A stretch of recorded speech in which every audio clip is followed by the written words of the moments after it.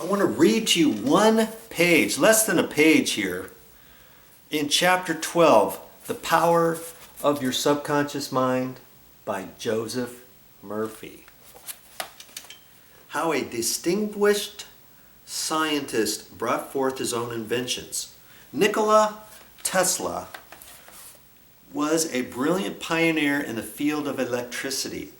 The Tesla coil, an exhibit in science museums that is always a favorite with children, was only one of his inventions. This is a charged metal sphere. When someone touches it, the static electricity makes his or her hair stand straight up. Tesla also experimented with the concept of broadcasting energy. His ideas on this topic are still considered revolutionary. Tesla was a convinced user of the power of the subconscious mind. Whenever he had an idea for a new invention or a new research direction, he would build it up in his imagination, then turn it over to his subconscious mind.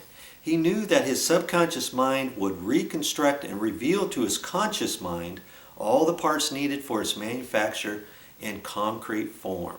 Through quietly contemplating every possible improvement, he wasted no time in correcting defects.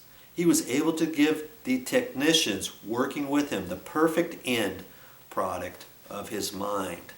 In an interview, he said, "Invariably, my device works as I imagine it should. In 20 years, there has not been a single exception."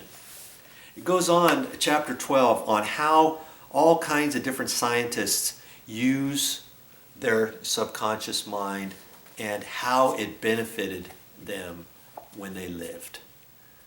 This book will show you all kinds of different things on how it will benefit you as you go through life. Whatever it is that you're going through, it will help you. It'll help you become a better person. Just get this book and read it. It's less than 300 pages long. It's a good read.